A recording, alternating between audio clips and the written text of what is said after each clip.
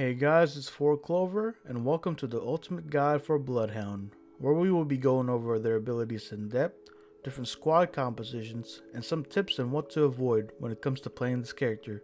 Don't forget to like and subscribe if you enjoyed the video, so let's get right into it.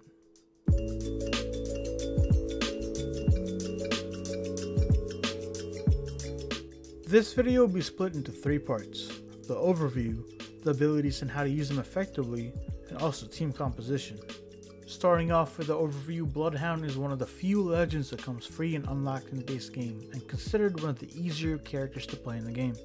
Either you're running solo queue with randoms, or when you're trying to slowly grind an Apex Predator with your squad mates, Bloodhound is very versatile when it comes to team play and composition.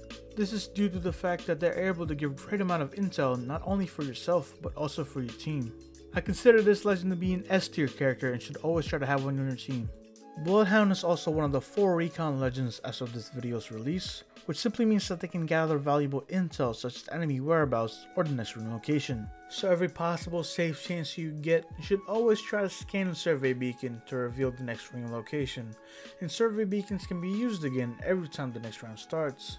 And I say safe chance because it takes about 4 seconds to completely scan the survey beacon, and you'll be very vulnerable to getting killed. This will allow you and your team to decide how to rotate to properly place yourselves in good fights and ultimately avoid having to fight bad ones. Bloodhound is usually played offensively, but can also be used defensively, especially in late game by always being in the short end of the next circle, because it lets you know that all your enemies are in front of you and never behind you, unless of course there's people ratting. But you can easily try to clear out the area with its tactical, which I'm going to cover here in a minute. First ability I'm going to cover is the Bloodhound's passive, which is called Tracker. There are ultimately 28 different tracker icons, but you don't necessarily need to remember them because they're pretty self-explanatory. Just be aware of the color of the icons, for these indicate how new or old the tracks are. Newer tracks tend to be a darker red color, older tracks tend to be a faded red grayish color. Just keep in mind when seeing them on your screen because it can easily get you into trouble with enemy teams that gatekeep chokes. These icons are very crucial in terms of rotation or when you're trying to chase down an enemy, or simply awareness on the map. Bloodhound can ping clues for teammates either as someone's been here or recent battle here. Ravens can also be seen around enemy tracks. Up next is Bloodhound's tactical ability, which is called Eye of the Allfather, which briefly reveals enemies, traps, clues, and loot ticks through all structures in front of you, which squad mates can also see any scanned enemies or traps. The scan is in a 125-degree cone in front of you with a maximum distance of 75 meters. It also tells you how many hostiles were detected with a max number of 10 hostiles. Anything more than that will be highlighted as 10 plus hostiles. Keep in mind enemies can see Bloodhound scan from very far away, which also lets them know if they've been scanned when the sonar detected on their screen. The cooldown is 25 seconds and it takes about 1.8 seconds to activate. This tactical is very powerful if used correctly, and some things to avoid include overscanning and underscanning. Try not to continually spam your scan whenever it's available. The cooldown is a hefty one and it could be useful in second to last circle situations, especially ones that include buildings. But at the same time, do not forget that you have the ability to use. I have ran into so many Bloodhounds who do not scan unless reminded. Also, another thing to remember in late game situations is do not waste your scan on teams you already have intel on. Instead, try to scout out anybody that's trying to sneak around you or rat out the game for placement. Last but not least, Bloodhound's ultimate is called Beast of the Hunt, which takes about 3 minutes to charge. While active, Eye of the Allfather's cooldown reduces to 8 seconds and the activation time to 0.9 seconds. It also increases your speed by 30%, your vision turns black and white except for enemies, which are highlighted in red, and teammates are highlighted in blue, also depending if you have colorblind mode on or not. This makes it easier to spot out enemies from far away and for sniping. Knocking down enemies will add 5 to 15 seconds to Beast of the Hunt's timer.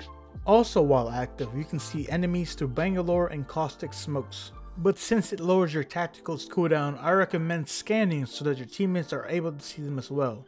This is the only exception to overscanning because your cooldown is shortened anyway.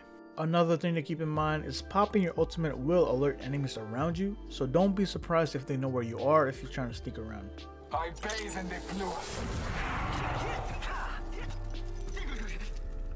Next thing we're covering is the team composition. Now let me get this straight. Bloodhound is practically good teamed up with anybody because the characters are very well rounded and honestly good by themselves. But these comps are ones that bring out the most out of Bloodhound's potential. The first one I like to call is the 2020 playoffs Miami Heat team, which consists of Bloodhound, Pathfinder, and Gibby. Now this lineup is considerably a well-balanced composition, with Bloodhound's ability to track and gather intel, including Pathfinder's maneuverability and able to move his team around with a zipline, and to add with that Gibby's tankiness and dome, which makes up the three biggest attributes of brains, bronze, and speed. Overall, these other two legends pair well with Bloodhound. The second lineup consists of Bloodhound, Pathfinder or Octane, and Revenant. At one point this was the meta in Season 8 in King's Canyon because this is a full offensive team that can easily third party and wipe squads instantly. Again, with Blood's tracking, Path's mobility across the map with a zipline, or Octane's jump pad to include Revenant's death totem makes this a scary sight to see. Simply because you can enter the death totem and cause major damage, then be sent back to the totem with full shield and half health to finish them off, basically having 2 lives in under 5 seconds. And last but not least, the Bloodhound, Bangalore, and Caustic lineup. This composition isn't exactly practical, but it can work. Being that Blood can see through both of these legends' smokes and that they can scan for their teammates, this team never has to worry about vision. Caustic can be used defensively with its traps inside buildings, and Bangalore's ultimate can be used offensively, which gives a good balance. To add on to that, if all players use digital threats, there's nothing to worry about not seeing anything.